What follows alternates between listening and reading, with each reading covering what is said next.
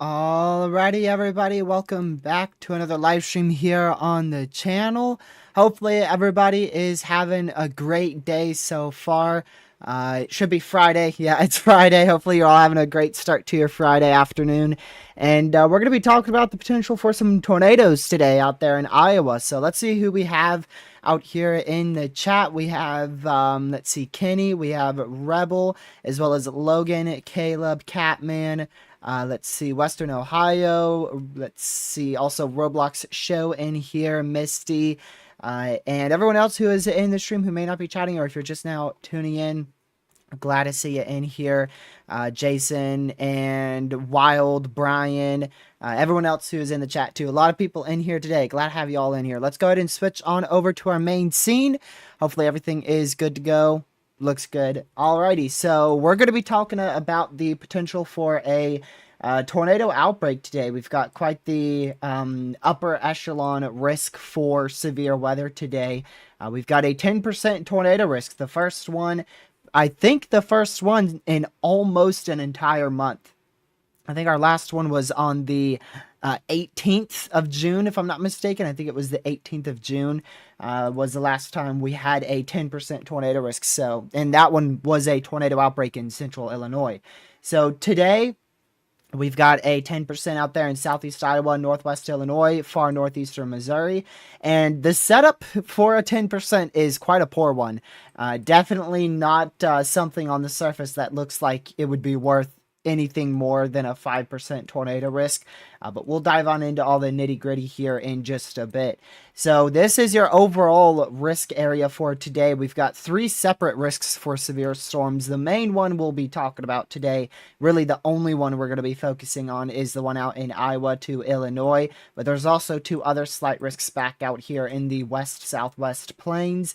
But that main risk is the enhanced risk in Illinois, Iowa, and Missouri. Level 3 out of 5 for damaging winds and even tornadoes has been issued out there. There's your wind risk, 30% wind risk.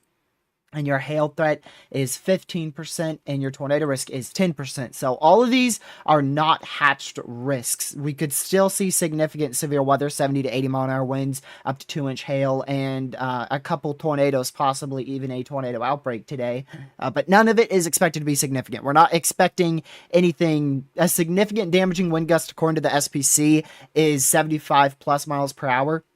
We could see 1 or 2 gusts of 75 to 80 miles per hour, but it's nothing that is expected to be very widespread over a large enough area to warrant a 30 hatched wind risk, or 15 hatched hail risk, or a 10 hatched tornado risk. Nothing like that. So We're going to just dive into the overall severe threat today. We do have a tornado watch out here. If you take a look here, they do mention 70-mile-an-hour winds are likely. So again, 70-mile-an-hour winds, we do consider that a significant severe. But in terms of wind reports, it's actually 75-mile-per-hour wind gusts that are recorded as significant wind gusts. So we're likely going to see 70 to 75-mile-an-hour winds, but anything more than 75-mile-an-hour wind gusts, we could see one, maybe two gusts that high. But nothing too absurd today. I think those wind gusts are going to be probably pretty scattered. It looks like the HRRR has really been struggling with today's event. It's not been the best by any means, and it really doesn't show anything too impressive outside of the next hour or two. It really doesn't have a whole lot happening today. And anything that does occur is likely going to be elevated there on the HRRR, and it would be north of the main area of instability for today. So a lot of uncertainty on how today is going to unfold. We're just going to relay the information given to us, which is a couple tornadoes, or actually a few tornadoes are likely today.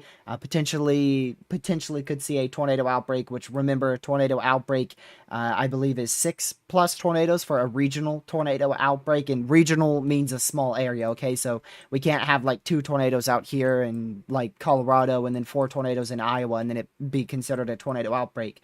It's got to have a very localized area of 6 tornadoes to be considered a low-end regional tornado outbreak. And I think that's like the ceiling today. I think the ceiling today is a regional tornado outbreak of a few weak tornadoes. I wouldn't rule out a strong tornado today. If we do see a strong tornado, it's going to have to be from a discrete storm. We're going to keep an eye on these that have fired on the Missouri-Iowa border, and then also this kind of cluster here that is fired to the east-southeast of Des Moines, Iowa. Those are the kind of 3 areas that I'm watching, or 2 areas, mainly 2 areas, back up here and then this area here. Those are the 2 regions I'm most interested in and keeping an eye on. And up there in Des Moines, that's in a 2% tornado risk. So we'll see. We'll see how things go. I don't have a lot of faith in today's setup. It doesn't look like the best setup. We'll get into more of the nitty-gritty here in about 10 minutes or so. Once we get a new meso analysis, we'll dive into all the environment and stuff like that. We are going to see a severe thunderstorm watch issued here shortly. If we turn on our mesoscale discussions, which I've forgotten how to do, that's down here. We got a new MCD in this red area. That is a severe thunderstorm watch, will likely be needed over the next 2 hours or so. 55 to 70-mile-an-hour wind gust, 1 to 1.75 inch hail, and a brief tornado or 2 will all be possible. So a couple severe storms will likely occur out here in central northern Missouri, and there is the opportunity for one of those to produce a brief spin-up tornado. But the main hazard will be 60 to 70-mile-an-hour wind gusts really across the risk area today. That's going to be the biggest issue. I do want to mention there is IndyCar happening right now, and the Iowa Speedway is right here. So Iowa Speedway is under a tornado watch. There's a lot of people there. So hopefully the officials are alerted of that tornado watch. I'm sure they are, but looks like they're about to start getting some heavy rain here. So that's definitely going to cause some issues. I think they went green at 2:30 about 40 minutes ago. So that's going to cause some issues there for that race. But there's a lot of people out there. At Iowa Speedway, so hopefully today's risk doesn't get too rough out there. But very frequent lightning is also going to be an issue with these storms. Frequent lightning, very heavy rain, 60 to 70-mile-an-hour wind gusts, 1-inch hail, and a couple tornadoes. We should see all of those hazards today. And like I said, could see a regional tornado outbreak today being the worst case scenario. But right now, not too much happening. We've got some heavy rain that is slowly making its way up to the northeast. We're supposed to, according to the HRRR, we're supposed to see this turn into a MCS and push up to the northeast. So we'll see how intense this kind of MCS that is trying to fire out here in central Iowa. We'll see how much it can intensify. If it does intensify enough, that could promote a locally higher wind risk, well removed from the enhanced risk. If we just quickly go to that wind risk, this stuff's on the edge of the 5% and 15%, and that's where the HRRR has the highest risk being today, is right along that MCS pushing up to the northeast. So we're going to continue to keep a very close eye on this as it moves up to the northeast, and just make sure that you are hyper weather aware if you're in any of the watches or warnings today. If you're in any watch, remember, a watch means that conditions are favorable for the development of severe weather. If you are any of the severe warnings or tornado warnings, then make sure you are let's see. Make sure you are, depending on what warning it is, if it's a severe warning, you want to be away from doors and windows. If it's a tornado warning, make sure you get to your safe spot.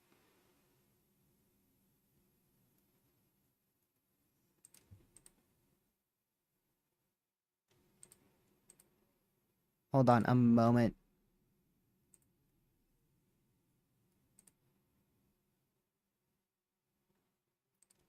Thank you, Slayer. I'll save that channel. Pretty sure I know who it is. But I did not know they were doing that, but thank you. Let's see. Give me just a second.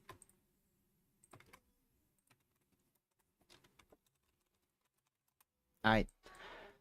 So yeah, Tornado Watch has already been issued out here. If you're in the purple, that is our Tornado Watch area. That means that the environment is favorable for severe weather and potentially even a few tornadoes.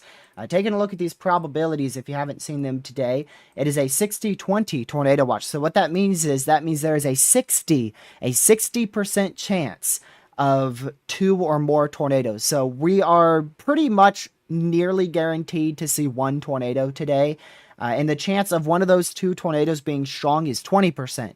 So we can't fully rule out a strong tornado, but most likely the few tornadoes we see today are going to be brief and weak in intensity.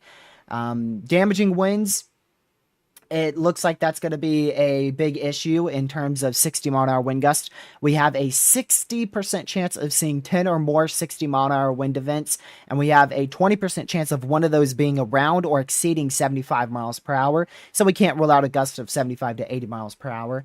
Hailstones, we're looking at about a 40% chance of seeing 10 or more 1-inch hailstones, or potentially even larger than 1-inch hailstones, and then a 20% chance that one of those are around 2 inches in diameter. So basically, long story short, we're going to see some hail today, quite a few events of 1 inch in diameter.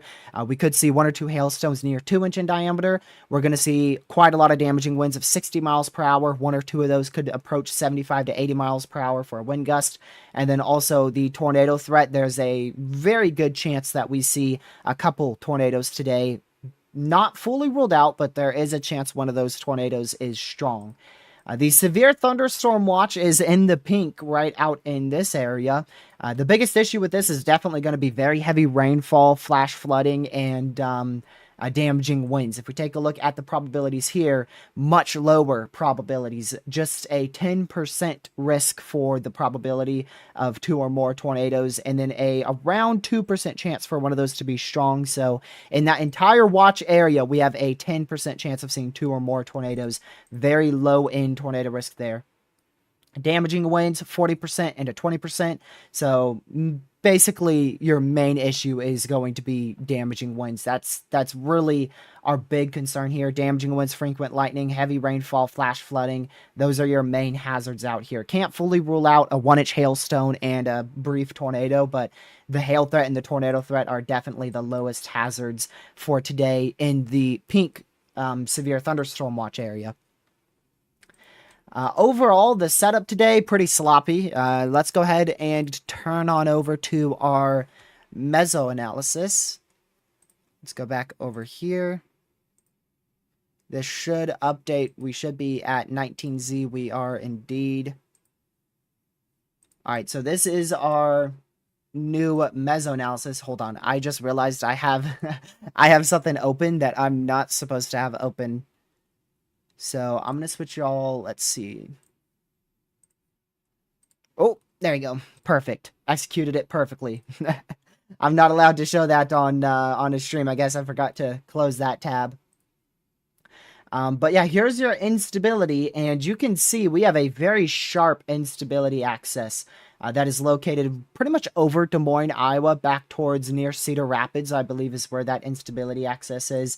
And that was really the deciding factor for your watch. You could see right along that instability axis, that's where our tornado watch and severe watch are separated from. So storms north of that axis will likely be mainly damaging winds. Storms south of that will pose an all hazards threat. And our greatest risk should be across this region of the risk area. That should be our greatest threat for severe storms today. You can see a good chunk of that is in the enhanced to slight risk for severe weather from the SPC. Looking at our surface observations, it is quite an interesting amount of moisture out there. 77-degree dew points with temps at about 84 in southeast Iowa. So that is very favorable for surface-based thunderstorms. But the big issue with that is it's also favorable for a lot of thunderstorms. That much moisture content is going to allow for probably overconvection and possibly even flash flooding being two issues.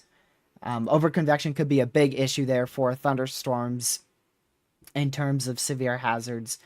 Another thing I was looking at earlier before I went live was the bulk shear. So if you don't know, effective bulk shear is pretty much essential for severe thunderstorms to really form and mature.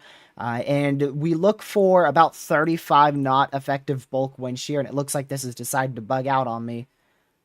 Let's see. Yep, it's bugged out. We're going to have to wait for that to refresh. But there is some instances of about 30 to 40 knot effective bulk shear out here. But if it decides to pop back up, there is a lack of bulk shear down here. So I'm thinking that these storms are probably not going to mature very quickly, even though they're in a high amount of instability. There's not a crazy amount of forcing down here, not a lot of bulk effective wind shear, so I don't feel like those storms are going to be able to mature as quickly as storms closer to that cold front back out in central Iowa. So we'll keep an eye on those to see if they can mature enough to become a prefrontal supercell issue, but at the moment, I'm not expecting much out of those in the short term, in the next hour. Now, as we get towards 4:30 Eastern, about an hour, 10 minutes from now, those could mature a bit quicker and possibly become a all hazards threat. Okay, that's a tornado warning. Well, would you look at that? Not even fully mature yet. I mean, that's a pretty weak storm. That's a pretty weak storm right there. It's really just a heavy rain shower, but it is indeed already rotating. You can see a bit of a velocity couplet right there. So this is already a storm capable of producing a tornado, and it's just that that weak storm. I'm surprised that is actually rotating. So it's a mini supercell. You can see there's barely any lightning with it. There's likely no hail and no damaging winds. It's really just near half-inch hail, at most half-inch hail, and then we could actually see a quick spin-up tornado out of it. I'm shocked that's actually matured that fast. But notice how, like, the storm to its south, that has fired up. It developed a lot of lightning, a lot of heavy rain, and it's already starting to weaken and become more clustered. So that's what I was expecting. That's what I was talking about with the weak amount of bulk shear out here. But we have one storm that is actually kind of in front of any messier mode. And I'm curious if our bulk shear... Okay, you know, we could go to surface to 6 kilometer. Is it just all of the bulk shear that has been... I'm refreshing it. Give me a second. We're going to refresh this.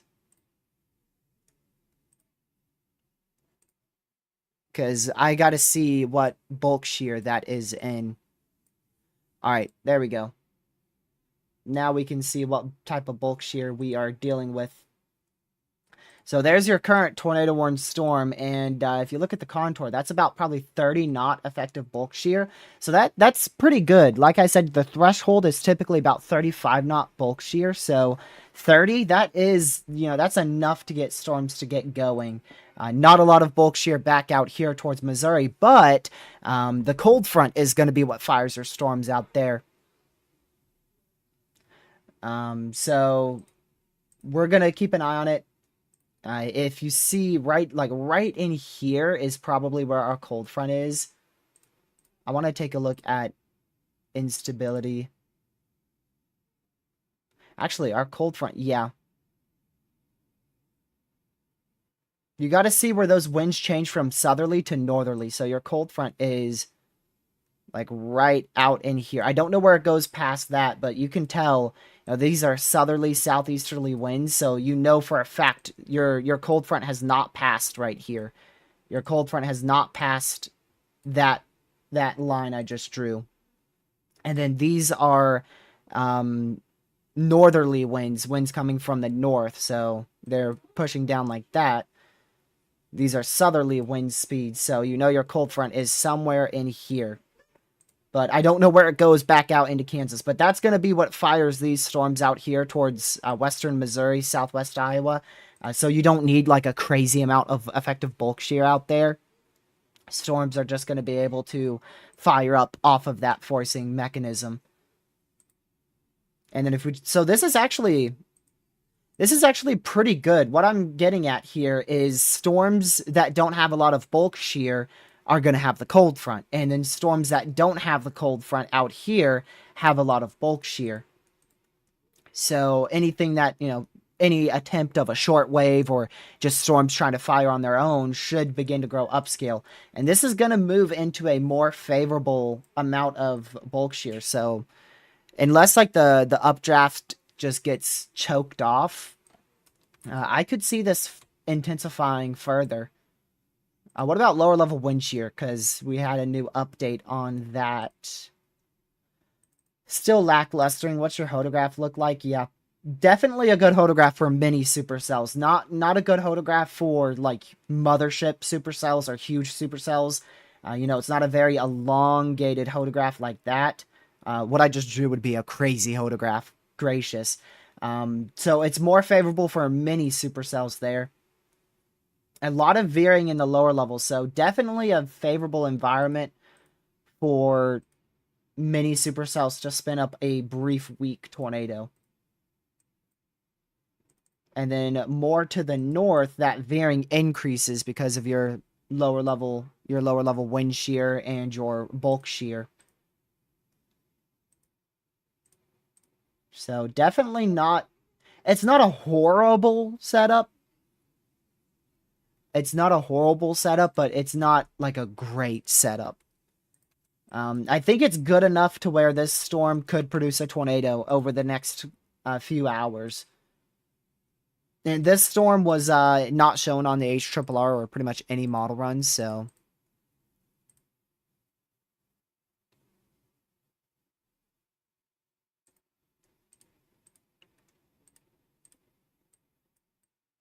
Let me go to this really quick. I mean, it's going to need to be watched. If you're in that tornado warning, obviously be in your safe spot. So we'll continue to watch that storm closely as it moves off to the northeast. That's our only concerning storm right now. There's no other tornado warnings or severe storms anywhere in our main risk area. And there's your severe thunderstorm watch. Just got put out there for Missouri, eastern Kansas, even into southwest Illinois. And there's your first severe thunderstorm warning of your main event. So there is enough... I wonder if it's a shortwave or something. I wonder if there's a shortwave out here. I haven't even looked at our main trough. I'm going to be honest. I haven't even looked at it. Ooh, it's horrible. It is absolutely terrible. That is a terrible trough. Gracious. There is a little area of lower level jet out here. I wonder if that could also be contributing to these storms intensifying a bit more than what the HRRR and other models were showing. So, yeah, those storms are going to be enough to intensify to 60-mile-an-hour winds, 1-inch hail. We could see a spin-up tornado or two. I'm unsure about how long these storms are going to last, though. Because you can tell, they're not anything too crazy right now, but they are just getting going. I think this storm is probably going to be the only one out of this entire bunch that ends up being a tornadic issue. Because these are way too far south from the cold front. Way too far south from the best wind shear. And these two are not in a bad spot, but that southern one is not as far north. So we'll see if that one can maintain all the way until it gets to better wind shear and bulk shear. But the main one I'm going to be keeping an eye on is that active tornado warning. So just be in your safe spot if you are in that tornado warning. We could see a tornado drop at any moment out of it. And it is a miniature supercell, so it might be a bit difficult to see the velocities on this. If we take a look here, what do we... Yeah, wow. I thought we were like 6,000 feet up into the atmosphere. We're looking like almost 8,000. Jeez. So this is definitely going to be difficult to see.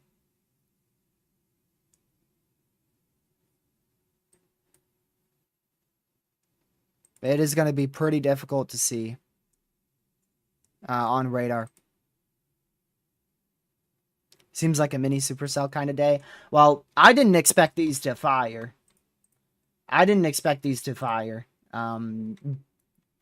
This is like on the edge of the 10% tornado risk. Ooh, that's one of your prefrontals I pointed out. I pointed out these storms out here in near Des Moines. And that's one of the storms that I pointed out. I just pointed out this general area as these storms were firing. So I'm not surprised that is tornado warned, but I'm a little surprised on how poor that looks on radar. Not the best amount of rotation there, but I suppose that could try to produce a tornado. That is for Newton in central Iowa, so be in your safe spot there as well. Man, the SPC thing above my face cam went down. That thing goes down all the time.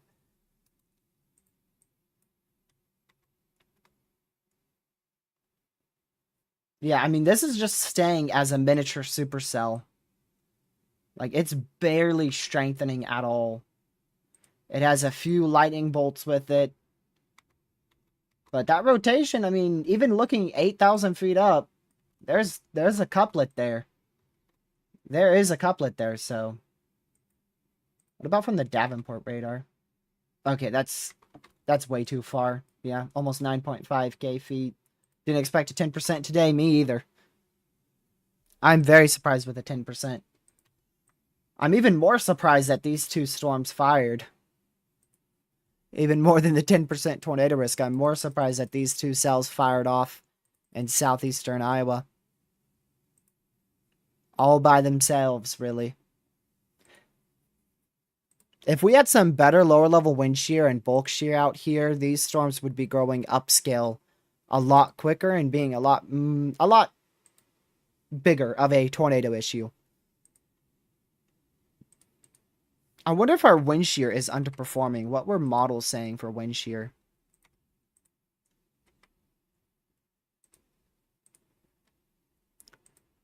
Yeah, our wind shear is definitely underperforming.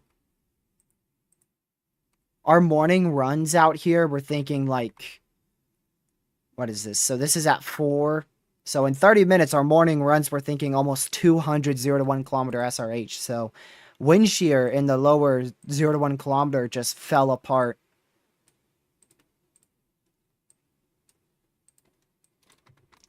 So we'll keep an eye on these two storms. I think both of them are going to try to be tornadic. That northern one already is tornadic. So just we'll keep an eye on him. I mean, yeah, I guess this is probably going to be our main event, honestly. I think these little tiny storms here that have fired well in front of the cold front are probably going to be our main tornado event. These here, which looks like the southern one's already getting a couplet to it. But also these storms in here, too. That's going to be the main area I'm watching. I'm going to be watching, like, right on and in front of the line up here, and then these prefrontals down in here.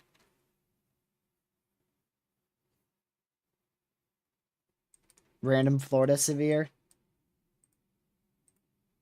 Yep. Always got to have one of those with your severe event in Iowa. The random severe in Florida. Pretty sure there's like, every time I look in Florida, almost every single time there's a severe storm down there. Or at least a thunderstorm.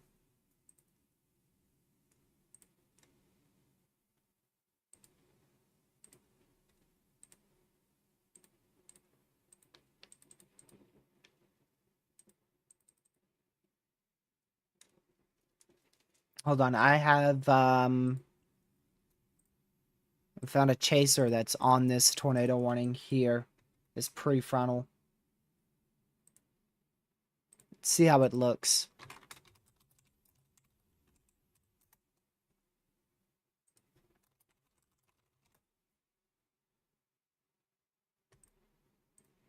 Let's see here. Oop, poor reception.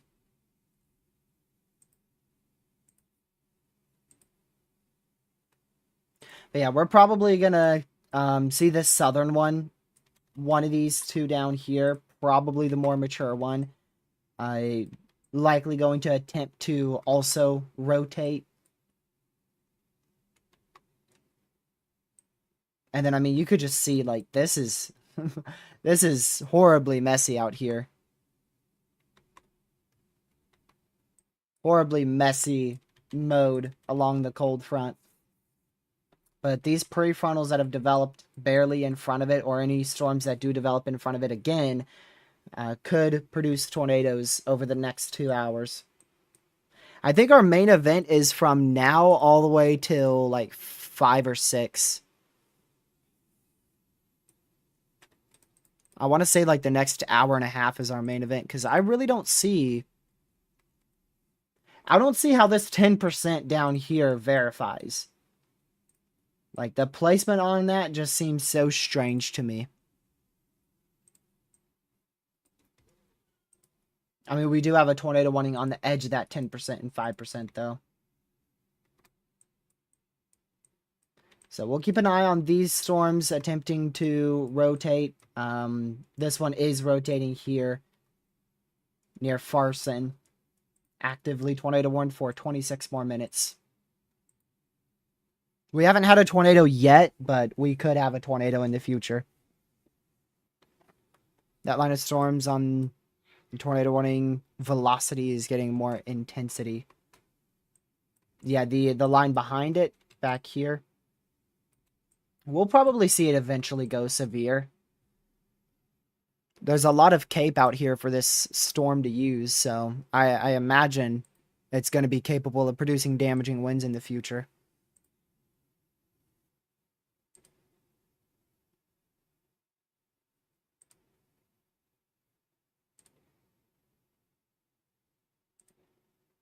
I mean, those storms in southeast Iowa, they fired in nearly the best environment we have today. It's not a great environment, but I think it's the best environment we have.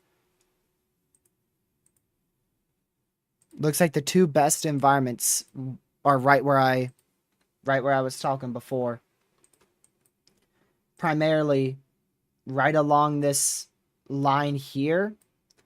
And then also, like, directly with these storms. Hold on, let me pull up Mesanalysis again. Yeah, like right here. So the best environment today is in this area. And then also a secondary area, like right in here. Those are the two areas with the best ingredients at the moment.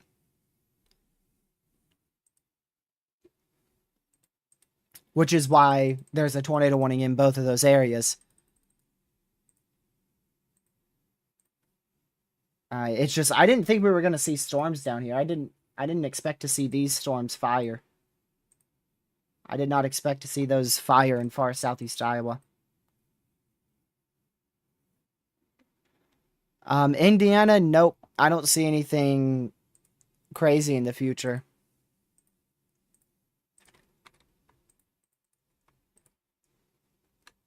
Likely anything in the near future is going to have to be mesoscale events. There's no big, huge troughs with crazy tornado outbreaks or anything like that in the near future. Just general northwesterly flow with the potential for severe weather and the isolated tornado threat.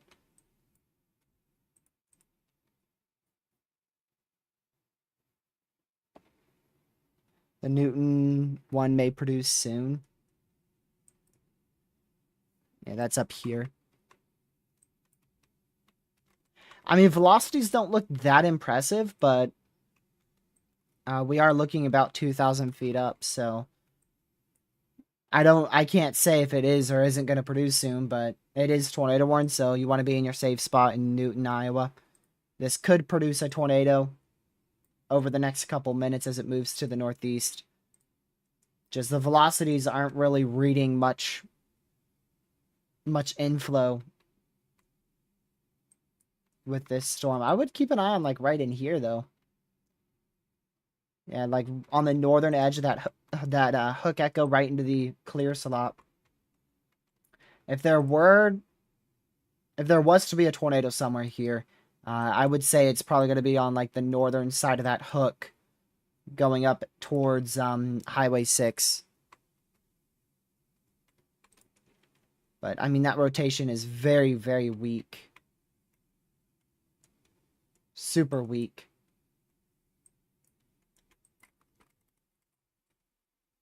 All right, let's go back to this radar again. Yeah. I still think this storm's going to try to produce a tornado in the future. It's actively still trying, but I mean, it's fired and it's in a good environment. So yeah, that's what I was thinking too. I was going to say probably going to continue that tornado warning. I was going to conclude eventually to that, but they issued the warning too quickly. I didn't expect them to do it now. Doesn't look bad aloft. Let me check. Ooh.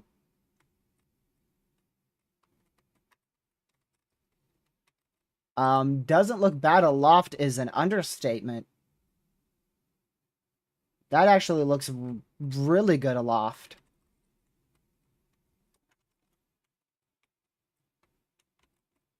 Yeah, that's actually a really good couplet. Just a little bit further up into the atmosphere. What is that? That's about 3,000 feet up as opposed to 2,000. That's 3,000 feet up.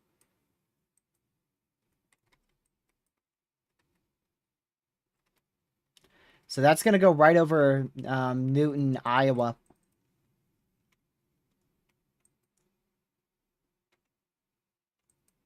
Well, we'll definitely continue to keep a close eye on that. The next scan will be in maybe 20 seconds here. There's 4,444 people inside that new tornado warning in southeast Iowa. That goes from about Packwood and Ollie up to Keota, Brighton in southeast Iowa. Yeah, that's exactly what's happening with it, Kenny. Yes. Yes, the MCS kind of it. I don't know exactly why.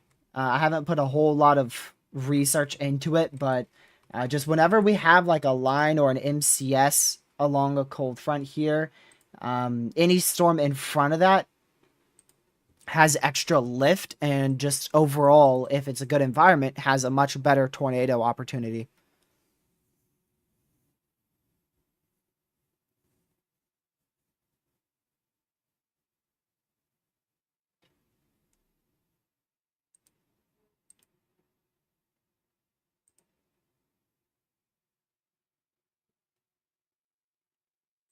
So, yeah, that's exactly what's happening. And that's likely also helping it to be more surface based, because if you didn't know, these are elevated storms here. All these are elevated. So the only surface based storms that we have in Iowa is really this one here, and then these down in here along a confluence band. So these are probably going to be our main event. I didn't really expect to see anything fire down here, but they fired. Storms actually fired.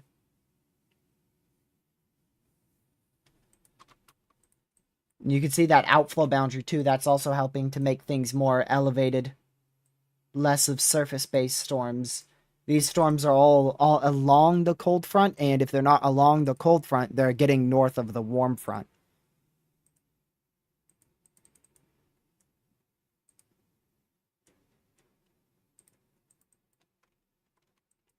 Yeah, it wouldn't surprise me if it drops a tornado in Newton, Iowa. It would not surprise me. It's weak rotation, but that's really all it takes.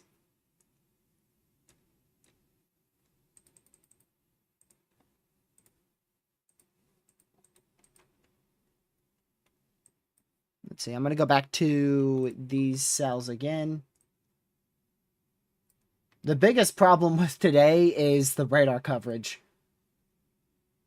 That's a huge problem. Our main area for storms today is going to be in a radar hole.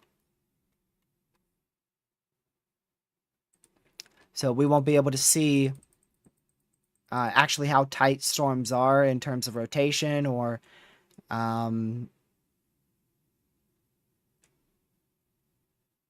see here, or exactly what storms are doing. Sorry, I got distracted. I fully forgot the speedway is right here, so we almost had a tornado warning for Iowa Speedway. We were very, very close to having a tornado warning for Iowa Speedway. The airport actually is inside the warning.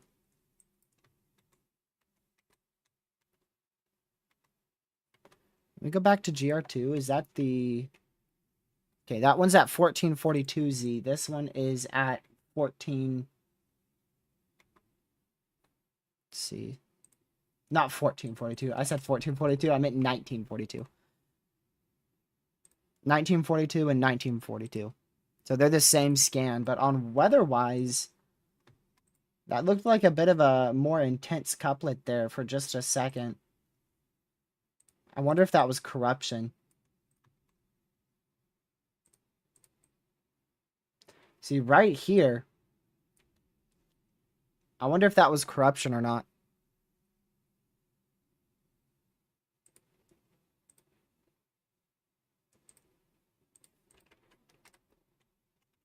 Okay, that was. There you go. Clear corruption. Very clear corruption. So that's good. So this rotation has stayed weak along its entire lifespan so far, but it still could drop a tornado. I mean, just simply because of its structure. It has a really, really good supercell structure to it. Just a little bit of rotation could still end up producing a tornado out of this. And this area also has the best to lower level wind shear.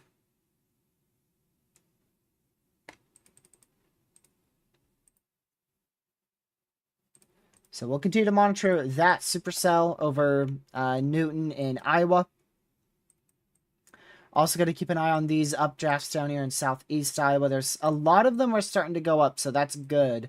We want to see a lot of storms. That way these can get clustered to very messy. If they stay semi-discrete, that's going to be an issue. Semi-discrete storms out here would be an issue. Even with the pretty poor environment we have out in this area, if storms stay discrete, that's just simply because they're discrete is going to increase the tornado opportunity. How's today looking so far? Terrible.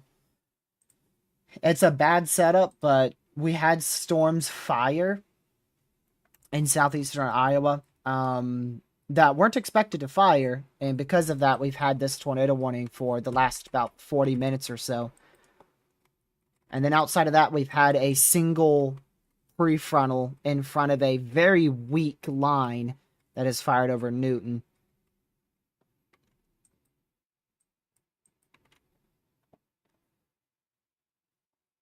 The wind shear underperformed a lot. Wind shear is a lot weaker than originally forecasted.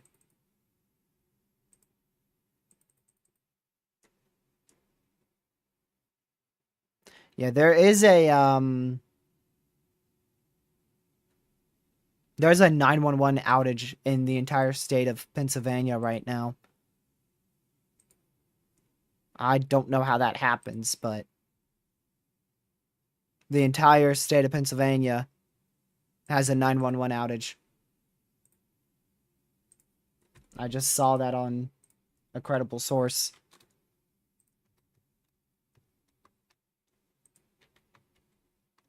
I'm curious if they're going to give this a special weather statement at all or anything, because this has very heavy rain, a lot of lightning, and there's probably at least some damaging winds in here. Maybe not like 60-mile-an-hour winds, but I wouldn't be surprised if there's 30-mile-an-hour winds here, which is worthy of a special weather statement.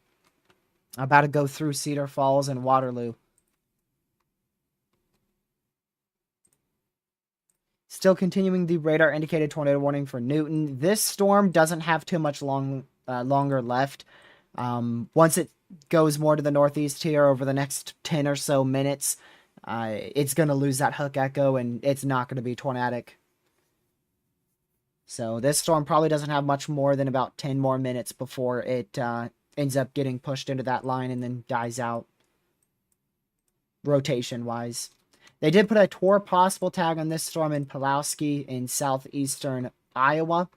Also warned for 1-inch hail, 60-mile-an-hour winds. So they don't believe the storm is capable of imminently producing a tornado, but it could produce a tornado in the future if that area of rotation does strengthen. And if we see any strengthening with that rotation, we will probably get a tornado warning. But at the moment, it seems a little bit too weak in order to warrant a tornado warning. So they've put a tour possible severe. Honestly, surprised they kept the enhanced risk. I'm not going to lie. I am actually kind of surprised they kept the enhanced risk at this 4 o'clock update. The hail risk was expanded to the southeast. It now goes all the way into west central Illinois. So if we look at the hail risk at the moment, it also goes into west central Illinois, and it's actually been expanded even a little bit further to the south, and it's been expanded more to the north.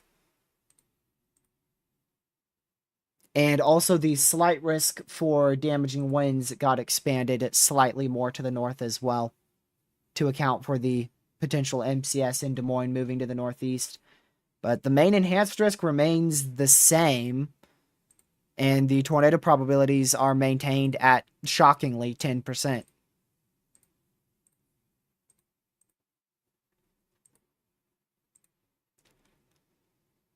Only small modifications were made to the ongoing forecast at 4 o'clock based on current observations and expected convective evolution. And that's about it.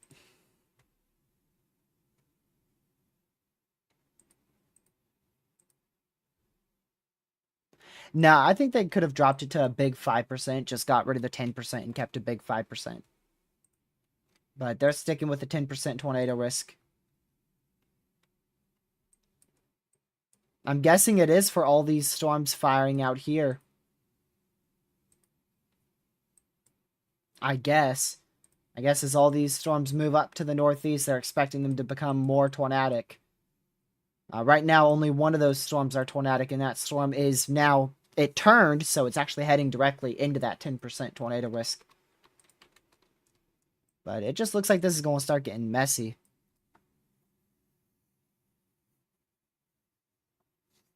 Welcome to the stream, Kaylee.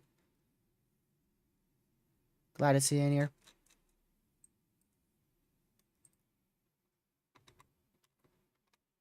Yeah, like I said, if this doesn't produce a tornado, probably only about 5 minutes left before it gets fully merged in, then it's not going to be able to. We do want to keep an eye on that little guy that has started to fire right there. Keep an eye on that one now. Even if storms are barely in front of this line here, just the amount of cape we have mixed in with the localized enhanced area of 0 to 1 kilometer SRH could allow for these storms that are even this small to grow upscale relatively quickly and attempt to rotate.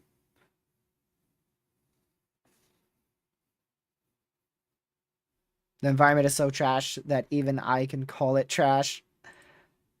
I mean, it's not the worst environment. It's just, in my opinion, it doesn't seem like it's a 10% tornado risk worthy threat. But who knows? Maybe it's going to pop off later on. It could.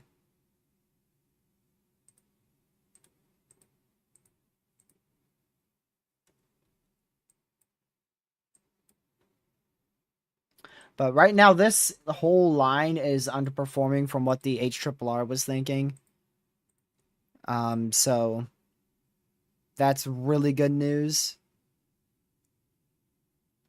But I'm really curious to see how this stuff evolves. This is what models handled horrifically today.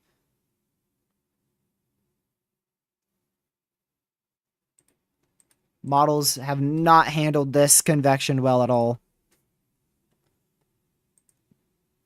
I mean, if we just don't see too many storms, yeah, this could perform as a 10%. But that's the problem. When your dew points are almost at 80 degrees Fahrenheit, I mean, like, geez. You're going to get stuff like this, where instead of just one storm, you get 1, 2, 3, 4, 5, 6 storms in one batch, 3 storms in a batch here, 4 storms in a batch here. Am I tripping, or did they just cancel that tornado warning? Okay, they did. They just canceled that tornado warning altogether. So we're left with 1 tornado warning yet again. And I really don't think this is capable of producing a tornado anymore. I think its potential's done. They're going to probably keep that tornado warning until it expires in 20 minutes, but honestly, I don't think it's capable anymore. And this storm, we'll keep an eye on it, but I mean, in 15 minutes, we'll see how it looks. And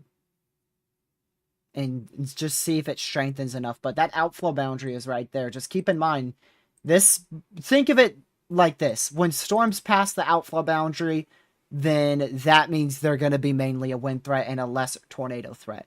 So that's your boundary right in here. That's where your boundary is. So this storm is like barely in front of that boundary. And that's the question, is how fast is it going to cross that boundary? Our storm up here in Newton hasn't fully crossed the boundary. The reason why it's likely weakening now and is starting to fall apart is just simply because it's moving into the line. They just issued a tornado warning down here in far southeast Iowa. Little area rotation starting to get going there for Milton. So be in your safe spot, Milton, Birmingham, Stockport, Mount Sterling. Looks like that area of rotation is strengthened enough to warrant a tornado warning in this area. That's unnecessarily big. I mean, it's moving up to the northeast. It's going to track dead center of that tornado warning, so in my opinion, that's pretty good. Have you seen Canada or Australia's tornado warnings? I mean, And it's for an entire hour, so... let me check the Davenport radar. Okay, just use both of them.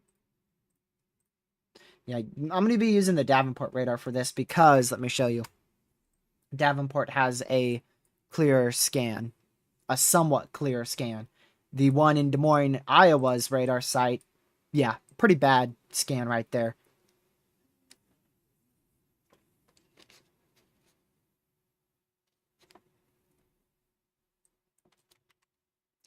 Look at the storm near,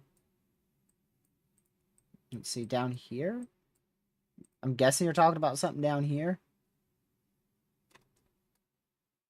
How far south we talking? Let's check.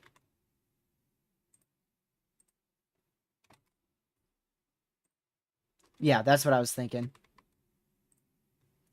Definitely a severe storm. Definitely a severe storm capable of 0.88 inch hail, 60 mile an hour winds. Might have to keep an eye on that for that to move into a better wind shear environment and try to produce a tornado. If we just had a bit more lower level wind shear, all of these storms would likely be rotating. I think we just barely don't have enough lower level wind shear.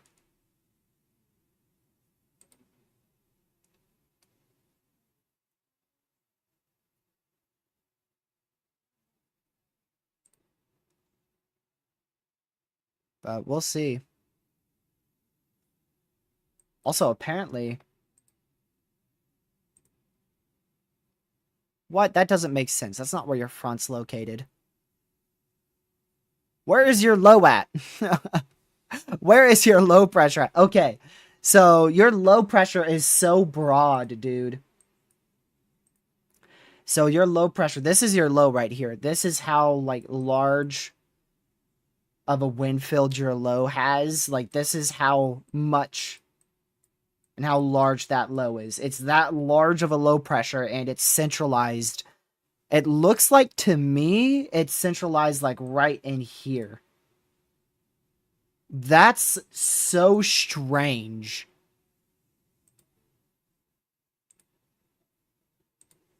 Like, this is... What millibar is this based off of? This is just MSL winds, so... Like, your low pressure is apparently down in northwest Missouri. Let me go to the WPC. I'm using mesoanalysis for that. I'm going to go to the WPC.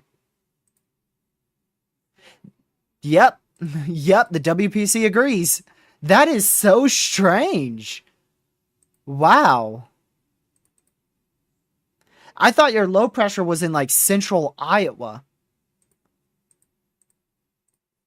Yeah, and it's very weak, too. Like, it's not a ridiculously tight low pressure. Like, it's a very large, I guess, broad low pressure. And like I said, it's centralized, like, right out in here. And then it's a cold front, warm front that these storms are attached to. And then your main cold front goes back down there. So that's why we're seeing all of our storms fire in southwest Iowa, northwest Missouri, because that's right where your cold front, warm front intersect, and probably where some of the best forcing is.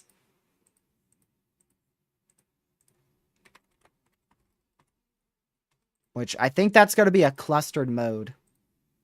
The only full linear mode I expect today is this right in here. I expect these storms to be completely linear. Everything else is probably going to be clustered to semi-discrete.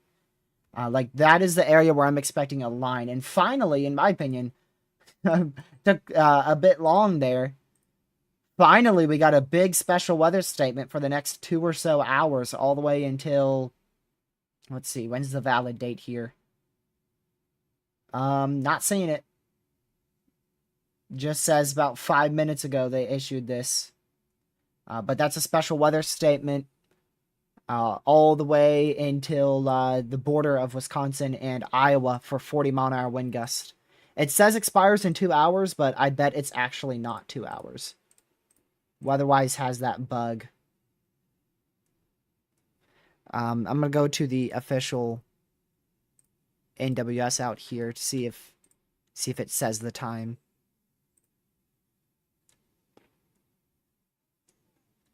Let's see here.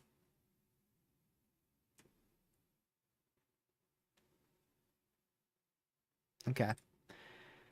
Yeah, so we're going to keep an eye on the special weather statement as well to see if this ends up being upgraded to a severe. But at the moment, it is a special weather statement for winds in excess of 40 miles per hour.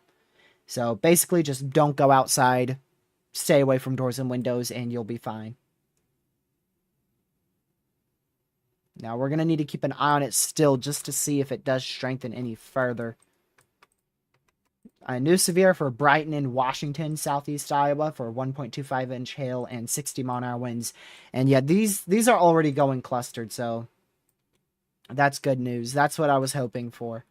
I was hoping for these to go clustered. Even though the environment's not the best, a clustered mode is still going to help decrease the tornado threat. See, I was thinking your low pressure was like right here, because you can kind of tell that there's a cutoff right there. So that's where I was thinking your low was, in like west central Iowa. But like I pointed out just a second ago, it's actually like down here. That's how weak it is. It's only at like 1,008 millibar, I think Catman said. Yeah.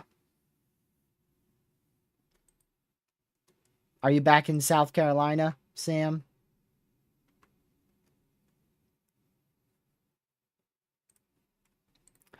Um, I mean, it's just normal thunderstorms.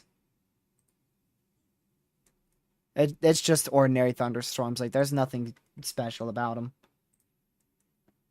Summertime thunderstorms. Yeah, so this storm is no longer tornadic. They still have the tornado warning for another 13 minutes. We'll see if it's canceled or not, but it's no longer tornadic. Still want to be in your safe spot until that tornado warning is actually canceled and removed. But just to give you some relief, it seems like that storm is no longer capable of producing a tornado.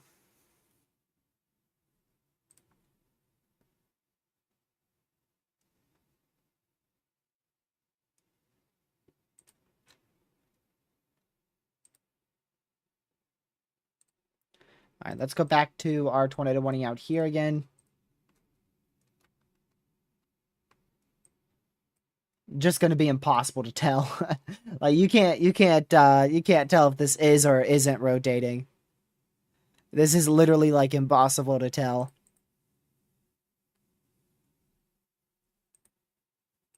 I'm not going to be able to tell you. Just be in your safe spot just in case it is about to drop a tornado. It's actively tornado warned, which means a tornado is imminent. So you want to be in your safe spot. Again, that is for Birmingham, down to Milton, down to Farmington, in southeast Iowa.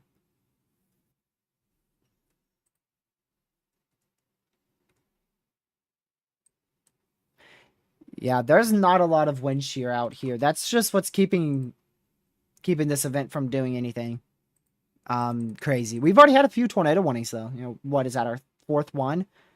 Our third one. I think that's actually our third tornado warning. Nope, fourth one. Yeah, that's our fourth tornado warning we now have in southeast Iowa. Fourth one of the day.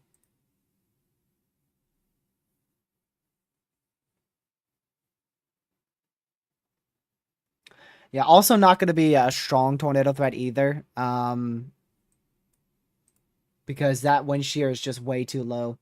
All right, there is your upgrade. Already just got upgraded to a severe thunderstorm warning for 60-mile-an-hour winds, 0.75-inch hail, and a tornado possible tag.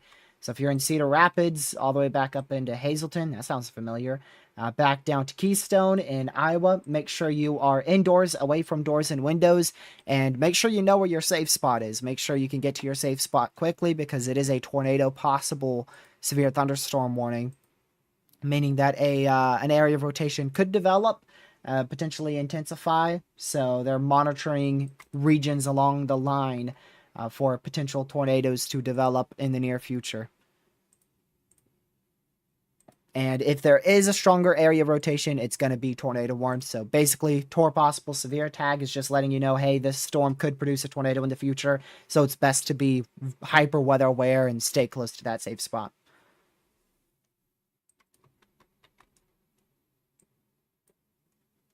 No, it's not north of the front at all. Nah, it ain't. Is it? I was saying it ain't, and then now I'm looking at this. I'm like, hold on a second. That's hard to say. Your front is it's difficult to depict exactly where it is. To me, your low is, from what I could tell, your low is here. That goes into your cold front back out this way. And that goes, who knows how far south that goes, but I know your low is here. Cold front extends way far to the southwest. And then your cold front, warm front extends like right up in here. And then it's hard to say if it's like on top of the line, behind the line, or in front of the line. It's too difficult to tell. It's so weak, like it's not a well-defined area on mesoanalysis of where your front is because your cold front is so low in intensity. It's super weak. But what I can tell you is the winds change right in here. So I know your front is in this area because you have northerly winds up here, you have westerly winds down in here, and you have southerly, southeasterly winds in here. So I can't say if it's ahead, behind, or on the front. All I know is that it's near the front. That's all I know. It's just hard to say exactly where that front's located. I've never been the best at locating fronts. That's not been my specialty. What I can tell you is there is a load of bulk shear up there in the effective range. There is about 40 knot effective bulk shear with this this line, so 0 to 3 kilometer SRH should be pretty good then. Watch it be horrible. 350 0 to 3 kilometer SRH. So you don't have a good amount of lower level, like I can't show you guys that, sadly. But you have a crazy amount of mid-level wind shear now on top of this line, but the lower level is just not strong enough. So we could see a spin-up tornado, but without a good enough amount of lower level wind shear, it's going to be pretty difficult. You know, with these MCSs, really a lot of lower level wind shear is what you need to see a bunch of spin-up tornadoes. But just because we have so much mid-level rotation, or wind shear, I should say, we could still see an opportunity of where that mid-level area of rotation is strong enough to push down towards the lower level, and then we end up with a spin-up tornado. So we'll keep an eye on it. I think it is possible. It is possible this tries to produce a tornado in the future. But again, I feel like it's going to be a bit difficult. We'll see. Maybe the fact that the front is like very close to it, maybe that will help somehow. I think that's why you have so much 0 to 3 kilometer SRH, is because it's very close to the front. Now, I could tell you these storms are north of the front, up in here. Those are north of the front. So your front's definitely like right, cold front back down there. And then your warm front is probably extending up like that. That's probably like generally where your front is.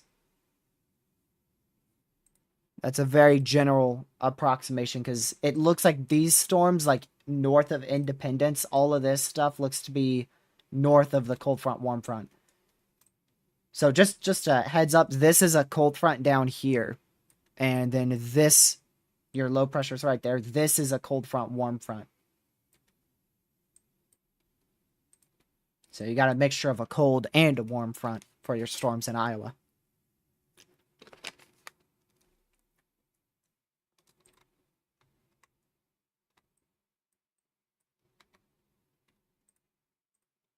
Yeah, these, I'm surprised these are even holding on being tornadic, because the only way I was thinking they would continue to be tornadic is if they moved due northeast towards, like, Cedar Rapids, where the better wind shear is located. But even then, our wind shear just got even weaker, so it's like there's no lower level response here at all today. There's no lower level response anywhere. We used to have an enhanced area of 0 to 1 kilometer SRH right out in here, and on the newest meso analysis, that's gone. So I don't know, man. It definitely doesn't feel like a 10% tornado risk to me. Keep an eye on that area of rotation and maybe that little area of velocity near Brighton.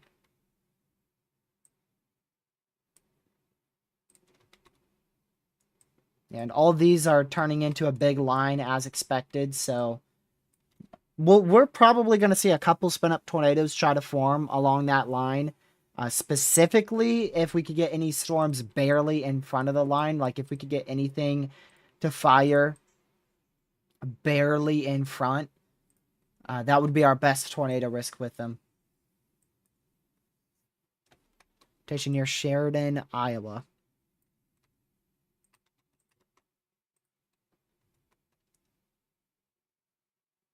I'm guessing you're talking about that? Yep. I don't know about that. I don't know about that. But what I do know is that's rotation.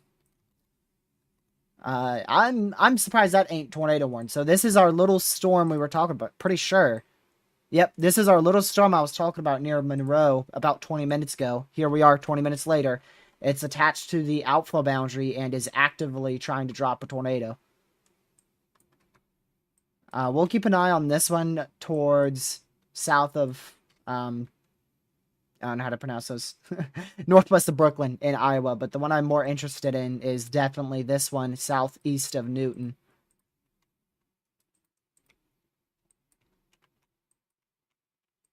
That is definitely trying to produce a tornado.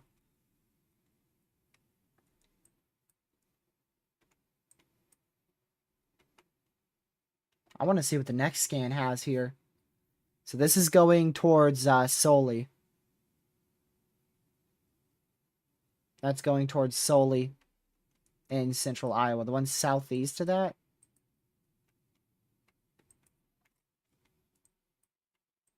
Where?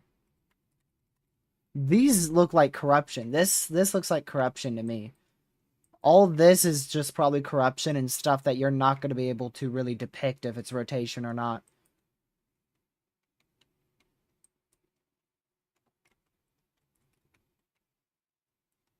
Alright, there's our area of rotation. Still a lot weaker on that newest scan, though.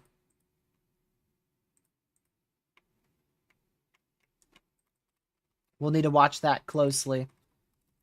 It should continue to have tornadic potential because of how it's emerging with the line. I think this could still have tornadic potential over the next couple minutes. Let's go back to weather-wise again. We're going to go back actually down to Kansas City. See these storms. They're all very clustered and messy, so that's good.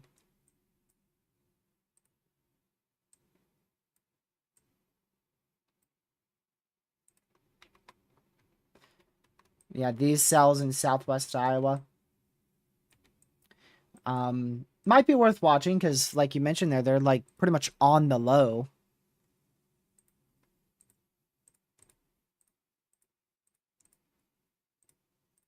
They're pretty much right on the low pressure there.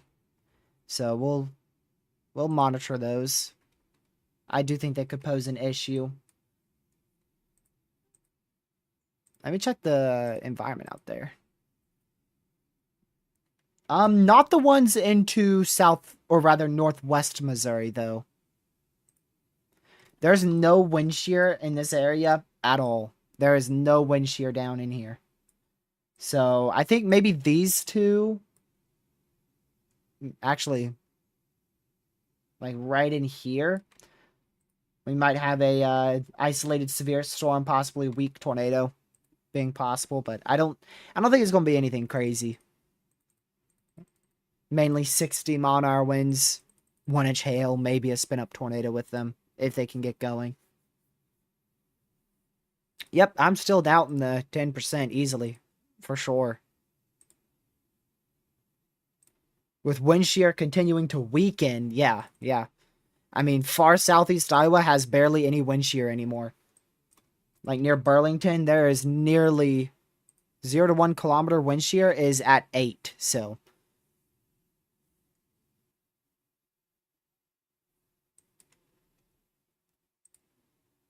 And then just to the north of that, with this storm, it's closer to like 50, 40 to 50. So it looks like there's a pretty sharp cutoff for your wind shear in Illinois.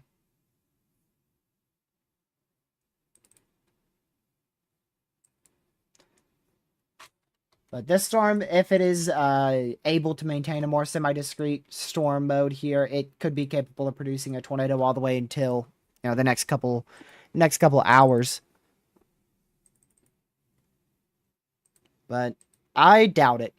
I doubt it. It's probably going to be clustered and likely fall apart quickly.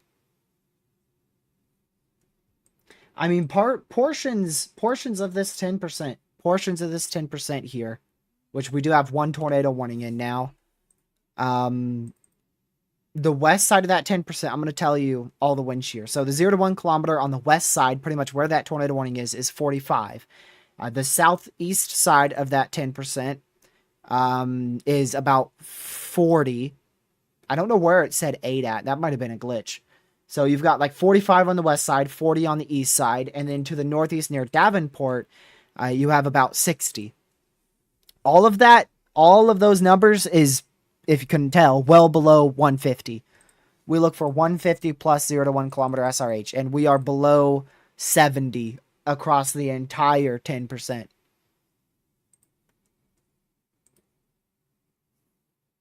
I still do think these storms could produce a quick tornado, though. I wouldn't rule it out, but look how clustered they are now. I mean, it's all gone clustered, as I was expecting.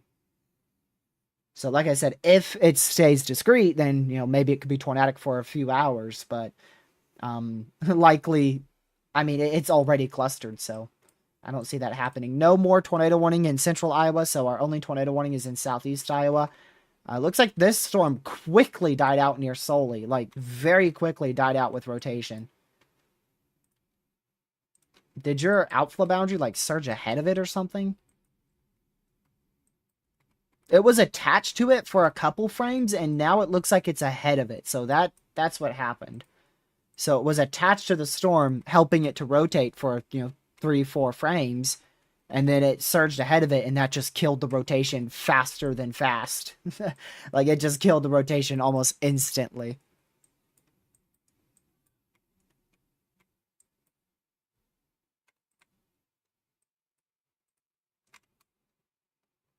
Let's see. Is there really no better radar down here? Nope. Only tornado warning, and we can't even see it.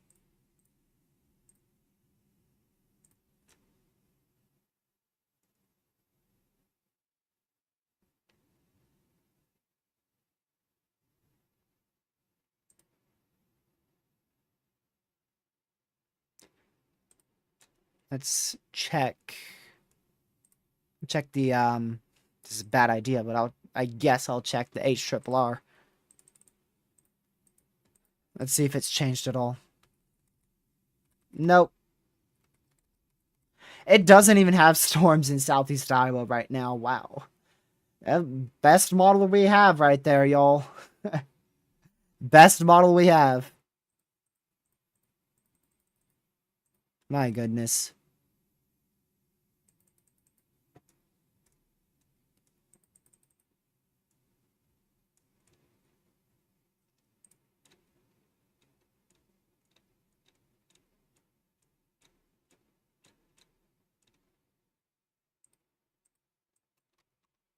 It's July and you're using the HRRR. I'm using it for the fun of it at this point because it's not even that good. It's not that good, Dave. I will say it's pretty good day before. Like, it's pretty easy to use day before, and it ends up getting some stuff right. But then day of, it's just it just goes downhill so quickly. It's actually insane. We're gonna have the RFS next year. I'm not streaming any next year for tornado season. I'm just gonna do videos. I quit. I'm gonna quit forecasting. Getting rid of the HRRR. Thankfully, that's not the case yet. We will still have the HRRR for at least maybe one more tornado season, hopefully. But RIP NAM 3K, NAM, HREF, and HRW, I believe, were the four that are being discontinued.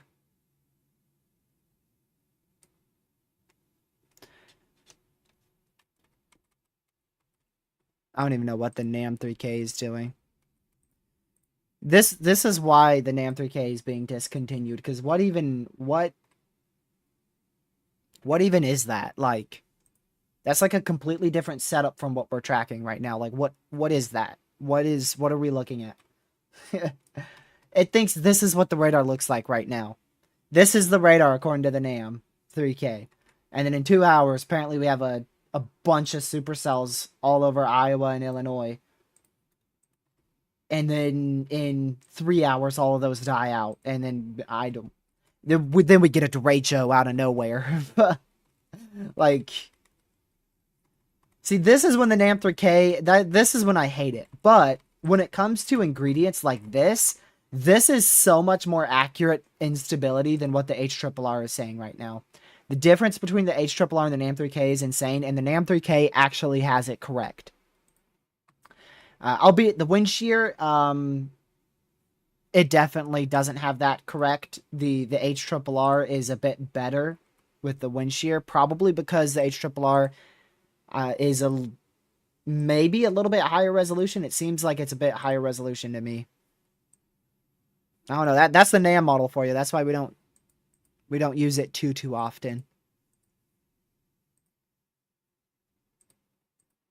Like, it's an okay model run, but it's not better than the HRRR. And the RRFSA is just, I don't even use it. Like, I would rather continue using the NAM 3K.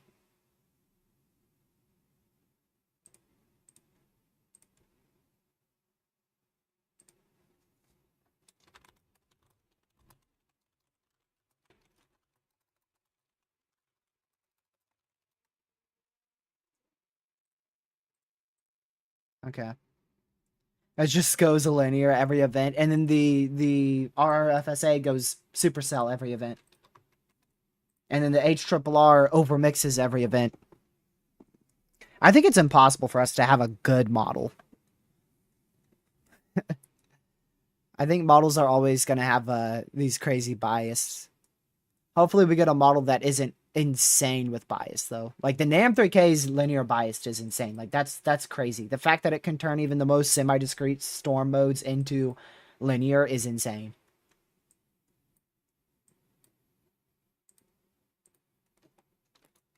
Still seeing this line push through to the northeast. That's going to hit Cedar Rapids. I will say it looks like the HRRR was correct with that, because the HRRR has been very confident about this line forming in Cedar Rapids. Now, the intensity of it, I think it's way overdone on the HRRR, and the timing of it was pretty poor on the HRRR as well. But the placement of it, in terms of where the line would track through, the HRRR actually did pretty good. And according to the HRRR, this line will eventually be capable of producing winds upwards of 70 miles per hour here over the next hour and a half as it nears and especially passes. According to the HRRR, it should peak as it passes Cedar Rapids.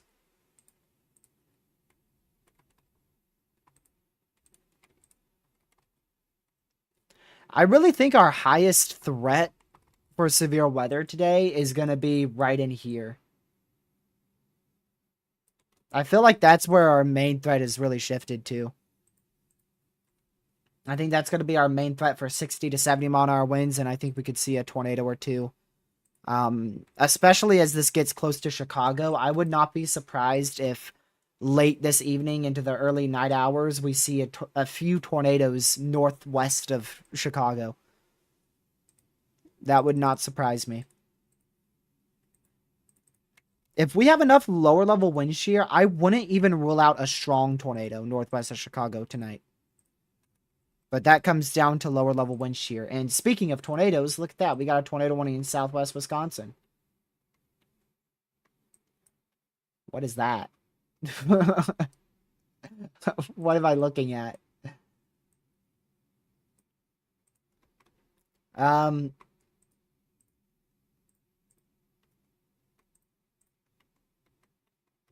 I mean, like, where? This radar is not horribly far. I mean, it's 5,500 feet. That's not horribly far. And it's a clear beam. It's not like when we were looking 4,000 feet from Des Moines to southeast Iowa. That was a very sloppy beam because it was going through those storms now near Cedar Rapids. This is a clear shot beam right into the storm from 5.5k feet. And it doesn't have anything. I don't think that's rotating a whole lot. I'm going to be honest. Definitely be in your safe spot just in case, because you're in that tornado warning here, Georgetown, Jamestown, Cuba City, southwest Wisconsin, but it doesn't look that bad at the moment. But you do want to be in your safe spot just in case. Because remember, radar can still miss things. Radar has missed tornadoes completely before, especially if they're weak and brief. They can easily go undetected by radar. So if you're in any tornado warning, you need to seek shelter no matter how weak it looks on radar. You want to take it seriously. Even though right now it does look very weak, so hopefully you don't get anything, but you are still in that tornado warning, so just in case, you do want to be seeking shelter.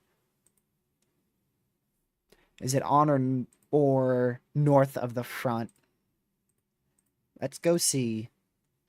Back to mesoanalysis we go. I should just keep it open. I should just keep mesoanalysis open. Looks like it's well. Hold on, I gotta get a better look of it. Looks to me like it's well south. Like the boundary is like right in here. It's like that. Like to me, it looks like that is well south of the warm front, cold front.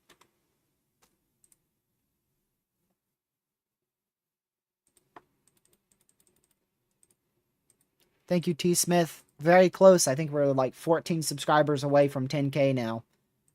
We're right on the doorstep. We are very, very close.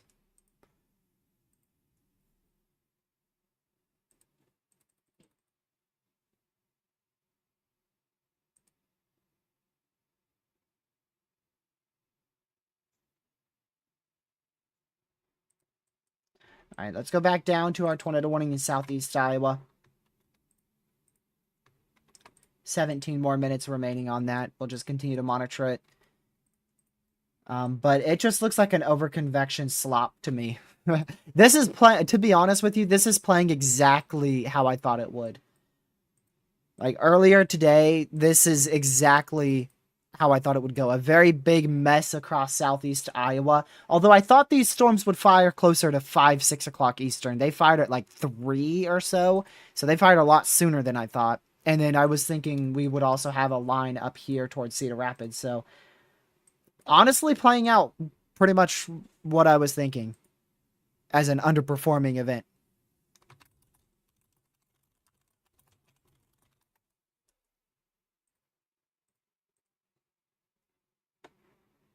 Thank you for stopping by, T. Smith. Have a great day. Thank you for the kind words as well. Came in here just to say something nice. I wish Caleb was more like you. I mean, what? Man. They extended that? Wow.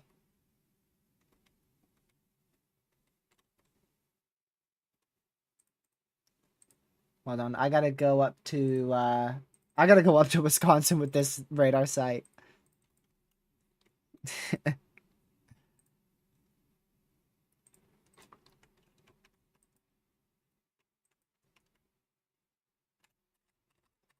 That is so much side lobe. It is absurd. Contamination, anybody?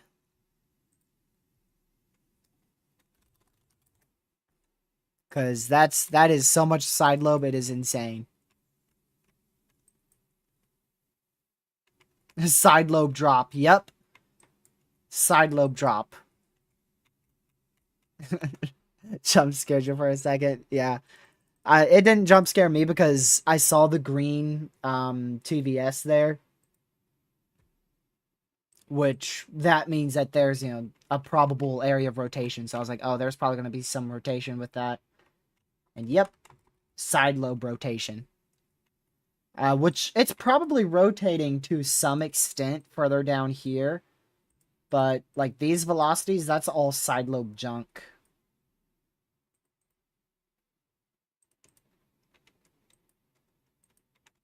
What's the word?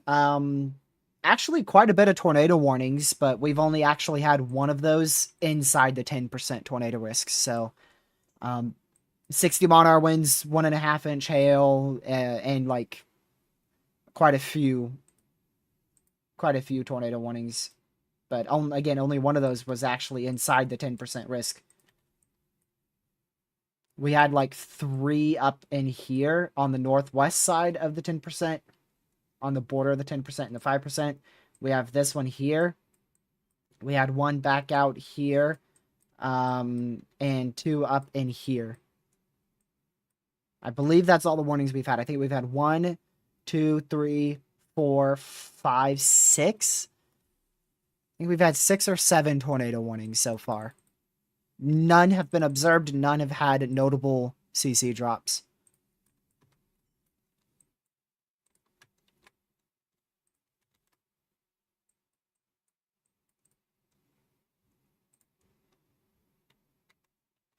This thing's getting pretty crazy. There's probably a good amount of hail with it too. Very heavy rain, 1, maybe even 1.5 inch hail. Tornado possible tag with that as well, and 60 mile an hour winds. In the future, I expect this to strengthen upwards of 70 mile an hour winds as it goes to the northeast of Cedar Rapids. So it's going to go through Cedar Rapids with some very heavy rain. Cedar Rapids, the main hail will probably stay to your north. So you're going to, in Cedar Rapids, Iowa, probably 30, 40 mile an hour wind gust. Very heavy rain, maybe small hail near 1/2 inch in diameter. And still you are in that Tor possible tag for the severe as well. And then once it gets to the east of you, I expect it to strengthen a bit more.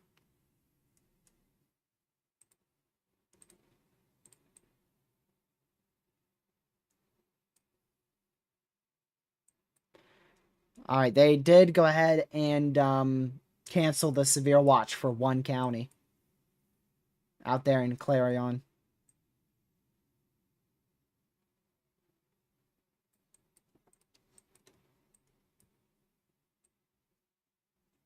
And there's only 1 severe left in our severe watch out there in Missouri. So right now, the bulk of our activity is in this corridor. That's where the bulk of our activity is. And then the 1 severe in Missouri. But mainly it's back up here southeast into southwest Wisconsin. Yeah, Caleb, you ain't gonna get a thing, man. You might get some light rain tonight, but man, I'd be surprised if you get anything other than light rain.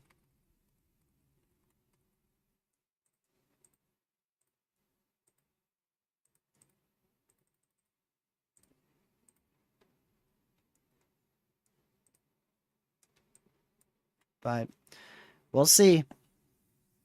We'll see if something crazy happens and this line explodes, but it's 4:30 already, so um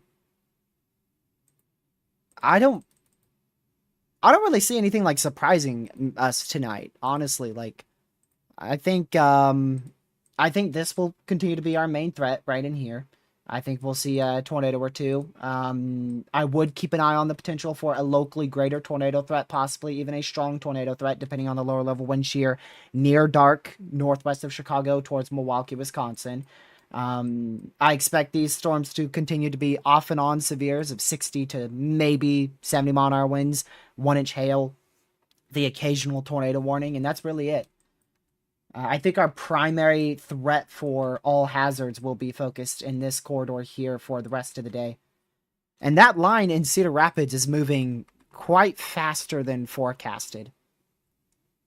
Where's is there an interstate here? Yeah, so it was forecasted to be over the interstate at about 5:30, so it's about an hour ahead of schedule for Cedar Rapids. So that might help with preventing a more notable threat towards Chicago. But just I wouldn't rule it out. There is a scenario where this area sees a locally enhanced area of tornadic potential. That is a scenario. I don't want you to be like worried or panicking. I just want you to know that there is a chance we could see a tornado or two out here, and there is a chance for a strong tornado, but it all comes down to lower level wind shear.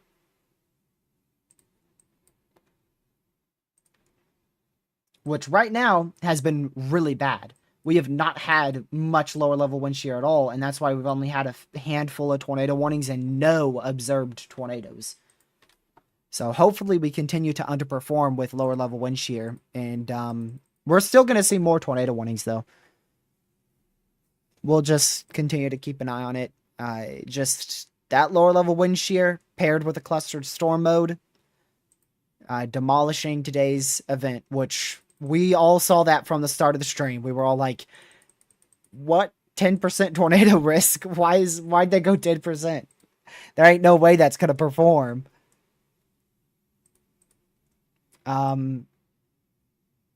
I don't see anything crazy happening in the 10%. Like, I still think we'll see a couple severes and an occasional tornado warning, but that's it. Like, we're just going to continue to see this for the next few hours up until about 8 o'clock. And then after 8 o'clock, I think our main threat will definitely shift back up into here. So if you're in the main... You know what I just remembered? The enhanced risk is also for damaging winds, too. Why is it so far south? Like, our main wind bag is in Cedar Rapids and is going to stretch towards Milwaukee and near Chicago. Like, it's probably going to track right through here is where our main wind bag is going to go. And that's barely even in the enhanced.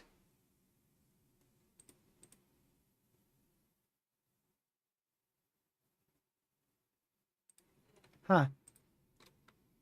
Yeah, I completely forgot about how big that enhanced was. This is not going to verify at all. Not going to verify one bit. Dude, look at that insane rotation. This is like 100 mile an hour velocities right here. Look at all that CC too. This is like insane amount of rotation right there. That is actively producing light rain. There is actively light rain happening there.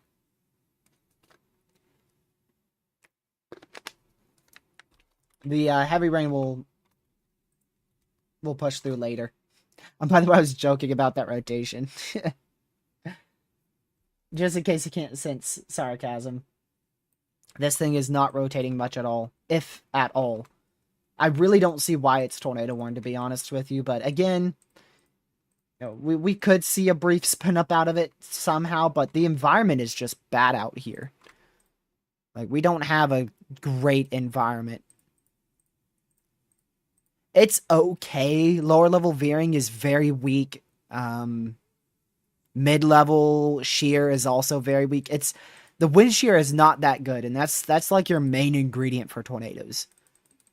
You can't have a tornado without turning with height, whether it be vorticity from a low pressure for land spouts, or 3 cape and vorticity, or lower level wind shear and no mid-level wind shear. You have to have some sort of vorticity / wind shear for a tornado, and there's just not a lot of that wind shear out here.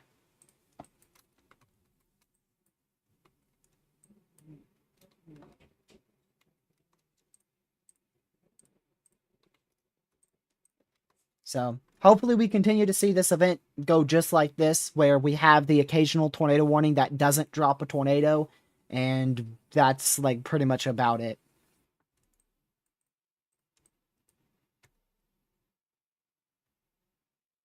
Shirt reveal. I'm actively wearing the Weed Himwa shirt.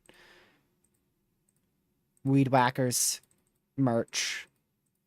I have a Weed Whacker mug, shirt, and another shirt. And a hoodie.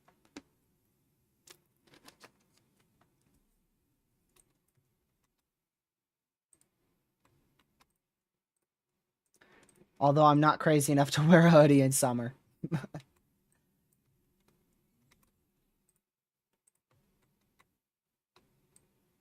I wonder if this is going to be warned for 70 shortly or not. I'm curious to see how these velocities look as it gets closer to the Davenport radar.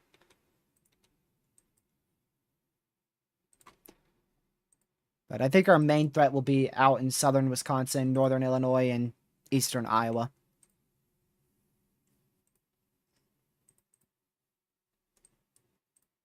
Tornado warning in southeast Iowa has been canceled. So we're down to one tornado warning. They canceled the one in western Cuba City. Still a tornado warning in effect, though, for the east side of Cuba City into Elk Grove and Belmont in Wisconsin. Quickly do something. See if it breaks my computer. Trying to do this whilst live streaming. Okay. No, I won't be live when this gets to Chicago. No.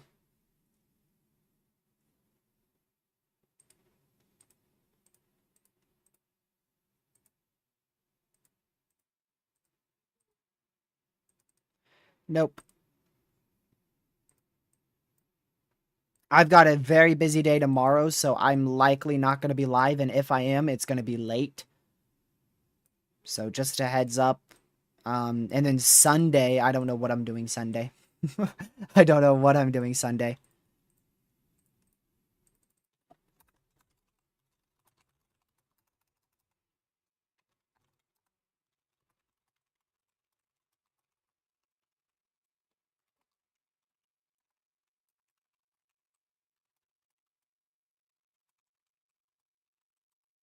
So this line is going to pass Chicago. It'll be over Lake Michigan around 11 p.m. Eastern.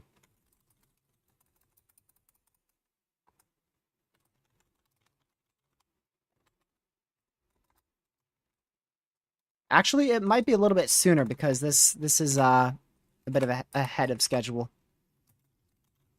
Might be closer to 10 when this gets over Lake Michigan.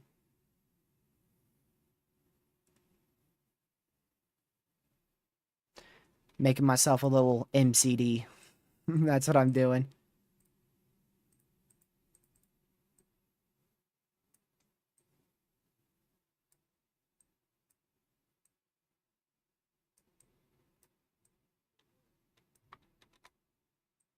Okay.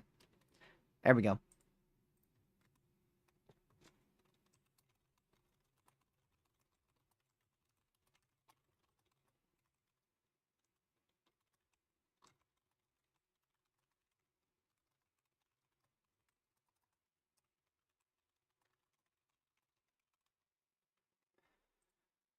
Let's go check on our warning here. It just looks like it's turned into a big hailstorm. That's what it looks like to me.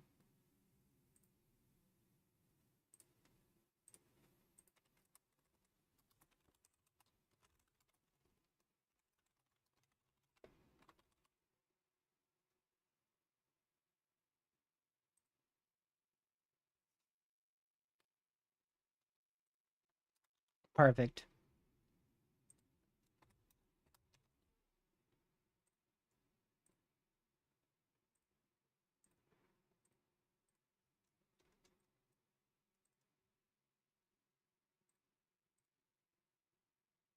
All right. I don't know what's going to be. I gotta make a scene for this site, because this site's really cool. It allows for me to make outlooks and highlight areas for greater severe potential, and I really want to start showing it on stream. That way it could be a bit more easy for me to pinpoint where the greatest threats will be.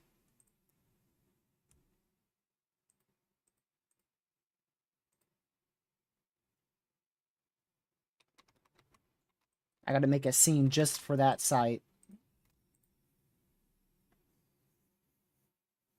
I'm not crazy, it's trying. Are you talking about the tornado warning storm, or are you talking about somewhere? Okay, yeah, you're saying Cedar Point, Iowa? Yeah, I looked at that too, but we're so far from the radar that I bet it's just complete corruption. But I do see what you mean. I do see what you mean there. I mean, if we were to see a tornado threat on this storm, I agree it's probably going to be on that portion of the storm. Oh, Center Point. I said Cedar Point. Sorry. I mixed Center Point and Cedar Rapids. I might have said Cedar Point. But I know what you mean. I know exactly what you mean because I was looking right at that same area. If there is going to be a tornado threat out of this, I agree it's going to be right in there because that's where you have that notching at. So I don't know how much it's rotating, but if we do have a tornado threat out of this storm over the next 30 minutes or so, it's probably going to be from this area moving east. All right, NATO cast. We just got a new NATO cast. Let's see what it shows. It still has a 10% in Southeast Iowa. Hey, NATO cast, it's a bust. You can drop your outlook now. You can go ahead and just get rid of the 10%. You could downgrade it. So far, we've only had one tornado warning in the 10%. So if we just keep with one tornado warning, that's it. Call it quits. It's a bust. At least for the 10%. I mean, shoot, right now, what are our reports at? We're at no reports, y'all. We haven't had a wind report, a hail report, or a tornado report. We are at 0. Nothing. I do think we'll have some wind damage reports probably come in tomorrow afternoon as, just people are able to see the damage and delayed reports come in. We frequently get a lot of delayed reports. That's why it takes a couple days in order for all the reports to come in for a severe event. For instance, the one in North Carolina and Virginia, day of, we were at about, the day was over. It was at about 210 wind reports. Now it's at 301. And that was 2 days ago when we had that severe weather outbreak. I'm going to call it a severe weather outbreak across the mid-Atlantic. So it takes a while for reports to come in. So I don't think we'll have 0 reports, but just updated that warning. Still continues for another 26 minutes. It might be getting a bit better for rotation. I wonder if that might be a bit of notching trying to happen there near Elk Grove. Might be.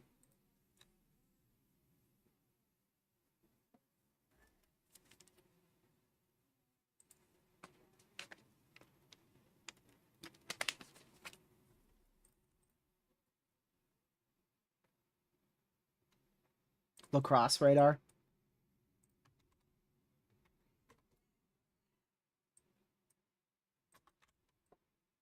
Buddy. We're almost 9,000 feet up into the atmosphere. We are scanning through all this rain and some of it heavy rain. We are then scanning through this heavy rain. We are then scanning through this hail core. And we are then scanning to the potential hook echo. And we are also scanning almost 9,000 feet up into the atmosphere. And it's actually so far that it is fully corrupted and the radar can barely even read what's happening over here. I don't think that's an accurate scan. Maybe I do need to make another video on how to read radar. Maybe I do need to make a new video. Because that's That's pretty far, man.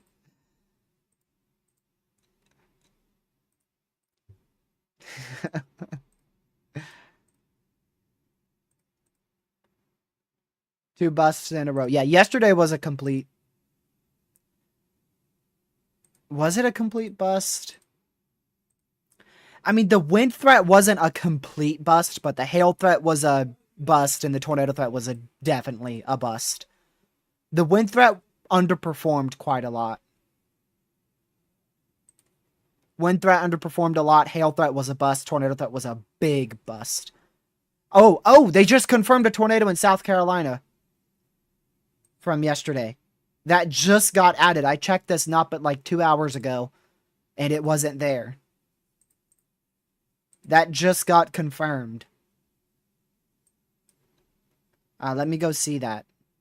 That was a tornado north of Savannah, Georgia. So it was actually, it was near Alligator Alley, near the end of Highway 17 before you get to Georgia. An EF0 occurred within the Savannah National Wildlife Refuge between 5:14 and 5:16 p.m.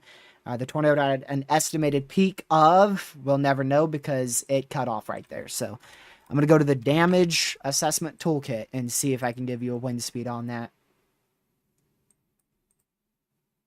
Yep, I sure can. It had an estimated peak wind speed of 60 miles per hour. Pretty sure 60 miles per hour. 65, my bad. 65. 65 miles per hour.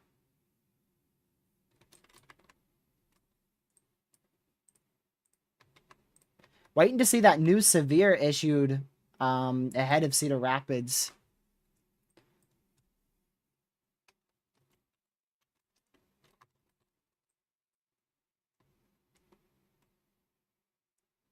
It only looks really good because we're still scanning 6,000 feet into the atmosphere, so I'm not trusting a single velocity reading that we're seeing on it.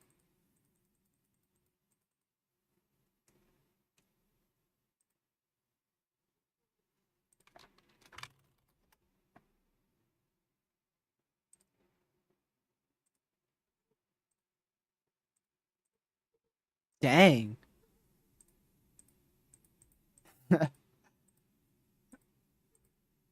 All right, so I'm probably gonna head off here, to be honest with you. I'm probably gonna head off, go eat some supper, and I'll keep an eye on things. I wouldn't fully rule out an urgent stream tonight. I'll keep an eye on things using my phone, and if I deem it fit, I may come back on here tonight. But I probably won't see y'all tomorrow, and if I do, it's gonna be late. Sunday I have a lot to do, so I don't know about that either. I get busy this weekend again. Okay, we did just get a new MCD. I want to go look at that real quick. Hey, that was for our watch right here. Downstream watch issuance is possible. Multiple discrete storms are ongoing in southwest Wisconsin into southern Iowa. While deep layer shear is only marginal, which we mentioned, it's only marginally favorable for supercells. A favorable overlap of lower level instability and modest enhanced surface vorticity could support a tornado threat with these storms, especially in the vicinity of the baroclinic zone. Stronger storms will also be capable of producing some hail. So we could get an additional low-end tornado watch downstream. And there's your new severe thunderstorm warning. 60-mile-an-hour winds observed, 0.88-inch hail, and a tornado possible tag. And they are continuing that tornado warning into Darlington in southwest Wisconsin as well. So there you go. That's perfect timing for an update there. We just got that new severe, new MCD, and I was able to update you guys on that. And I'm probably going to go ahead and conclude. That MCD also has peak wind speeds of 70 to 80 miles per hour, so we could still get a gust of 70 to 80 tonight. And they do highlight the greatest threat for damaging winds being up in here in the short term. So I'll keep an eye on things. Like I said, if need be, I'll be back here. But I'll just keep an eye on my phone. I'm gonna go get me some food, and I have some stuff I gotta do tonight. And I might. I don't know when I'm gonna be live next. I don't know. I don't know. Oh no, sorry, Pete. Yep. 2 hours, and it was either going to be a 2 hour live stream or a 6 hour live stream, somewhere between 2 to 6 hours, and it seems like the main event's underperforming. So, just main area for severe weather looks to be right over in here for the next couple hours, and I'll keep an eye on it. Prepare for something to happen in the next 10 minutes because we're about to end. So normally something happens right when we're ending or just after we're ending, but that's going to be it. Thank you, mods, for modding, chat, everybody, for being here. I don't know when I'll see you next. I don't want to give you a time to get your hope up, so just keep an eye on the channel. Make sure you hit that notification bell so you know when I go live, and I'll see you guys sometime in the next couple days. I just don't know exactly when. We'll figure out eventually. What's for dinner? Shoot, it's either lasagna or spaghetti, one or the other.